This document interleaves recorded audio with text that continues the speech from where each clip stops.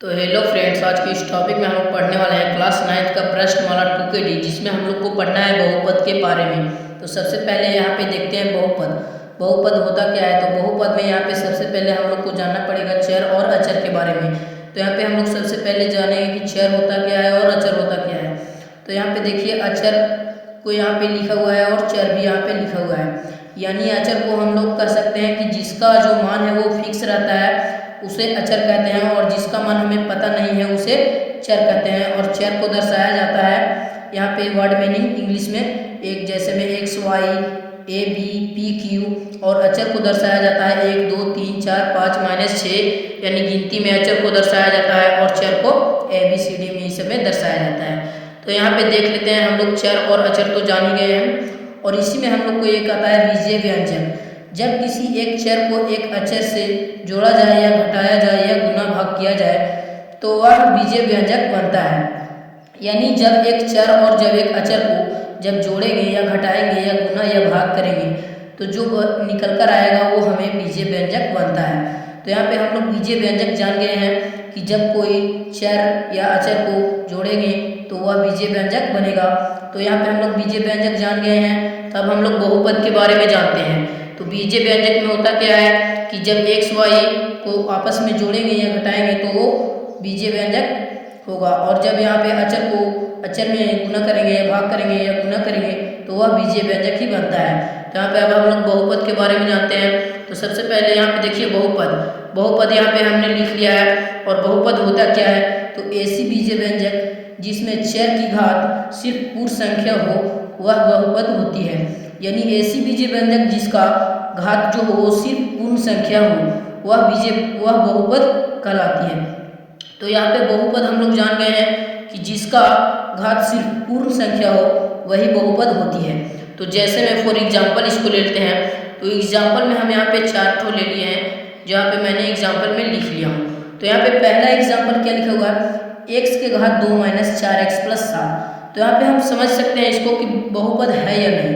तो चलिए इन सबको हम जांच करते हैं। तो यहाँ पे देखिए 1 2 3 4 5 को हम यहाँ पे फॉर एग्जांपल ले लिए हैं, और इसको हम लोग जानेंगे कि ये बहुपद है या नहीं। तो चलिए अब इसको हम समझते हैं। तो सबसे पहले यहाँ पे देखिए x के घात 2 - 4x + 7।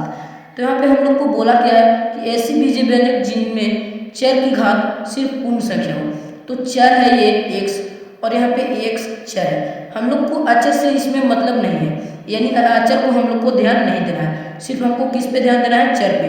यानी अचर कोई भी रहे, -4 रहे या √4 रहे या +4 रहे, कोई भी रहे, हम लोग को अचर पे ध्यान नहीं देना है, सिर्फ हमको चर पे ध्यान देना है। तो यहाँ पे देखिए x की घात 2 - 4x है। तो यहाँ पे x क्या है? चर है, और यहाँ पे क्या है? x चर है। तो चर का घात क्या है? 2 क्या है? ये पूर्ण संख्या है, और x की घात कुछ नहीं है तो 1 है, और ये भी क्या है? पूर्ण संख्या है। तो और यहाँ पे 7 है, इसके आगे कुछ नहीं है। तो यहाँ पे देख सकते हैं कि जो x चर का घात है वो पूर्ण संख्या है। तो यहाँ पे बोला क्या था? चर की घात सिर्फ पूर्ण संख्या हो वही बहुपद होती है। यानी इसका चर की घात है वो है पूर्ण, तो यानी ये पूर्ण बहुपद है, यानी ये बहुपद है। तो अब यहाँ पे दूसरा में हम लोग देख लेते हैं। x की घात 3 माइनस y की घात -2 + 7xy। तो यहाँ पे हम x की घात यानी चर की घात जो है वो 3 है। तो 3 क्या है? एक पूर्ण संख्या है, और उसके बाद माइनस y है जो चर है, और चर की घात -2। क्या -2 एक पूर्ण संख्या है? बिल्कुल नहीं, क्योंकि -2 पूर्ण संख्या होता ही नहीं है। तो यानी -2 वो पूर्ण संख्या नहीं है। यानी जो चर है वो चर है, लेकिन उसका घात जो है वो -2 है, यानी पूर्ण संख्या नहीं है। अब यहाँ पे देखिए x चर है और y चर है। तो x को कुछ नहीं तो एक घात लिखेंगे, और y का कुछ नहीं तो एक घात लिखेंगे। तो यहाँ पे इसका घात हो गया, लेकिन यहाँ पे पूछ क्या रहा है? ऐसी बीजीय व्यंजक, ये बीजीय व्यंजक है, और इसमें जो चर की घात रहना चाहिए सिर्फ पूर्ण संख्या ही होना चाहिए। तो यहाँ पे देखिए पूर्ण संख्या 1 3 है, और यहाँ पे 1 है, यानी ये पूर्ण संख्या यहाँ पे 1 नहीं आया।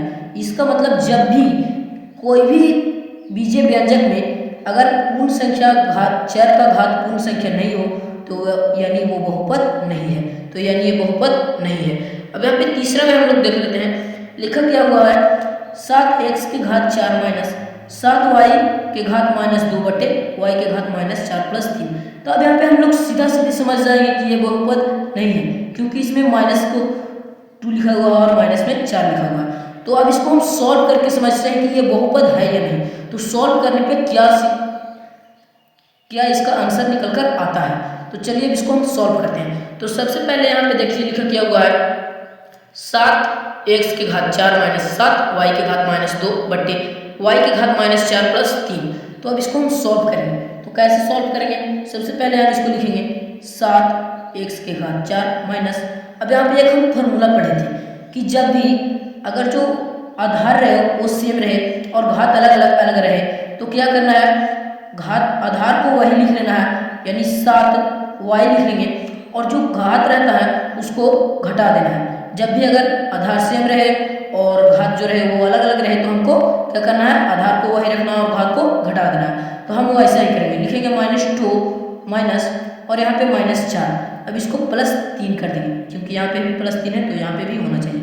अब इसको हम सॉल्व करेंगे। तो यहाँ पे लिखेंगे 7 x की घात 4 माइनस 7y, उसके बाद यहाँ पे -2 को -2 लिख लेंगे, उसके बाद माइनस क्या हो जाएगा +4, उसके बाद +3।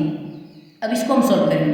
तो यहाँ पे लिखेंगे क्या लिखेंगे 7 x की घात 4 माइनस 7y, अब यहाँ पे माइनस प्लस क्या होगा माइनस, तो जब भी यहाँ पे बड़ा रहे उसी का चिन्ह लगता है तो यहाँ पे प्लस लग जाएगा। अब +2 में से 4 जाएगा तो क्या होगा 2, तो यहाँ पे +2 हो जाएगा +3।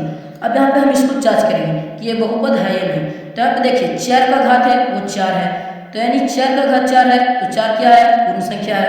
अब यहाँ पे 4 का घात क्या है +2, तो +2 क्या है, पूर्ण संख्या है।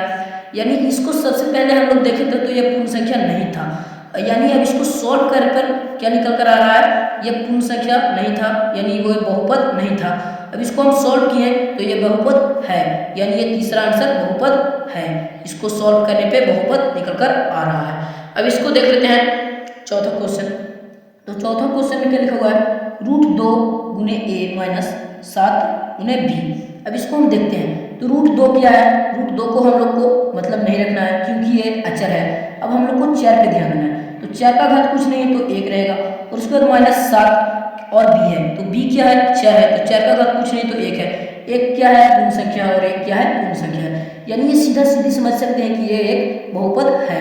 अब यहाँ पे एक बहुपद हो गया। उसके बाद पांचवा में देख सकते हैं √2 गुने x, यानी जो ये 2x लिखा हुआ है वो एक ही साथ है, उसके बाद +7 गुने x है। तो इसको हम सॉल्व करेंगे क्योंकि सबसे पहले इसको हम 2x यहाँ पे लिखा हुआ है इसी का सॉल्व करना है। तो यहाँ पे हम लिख सकते हैं ब्रैकेट में 2x ब्रैकेट 1/2, तो प्लस में उसके बाद यहाँ पे 7x, उसके बाद हम इसे लिख सकते हैं 2 के घात 1/2 गुने x के घात 1/2 प्लस 7x।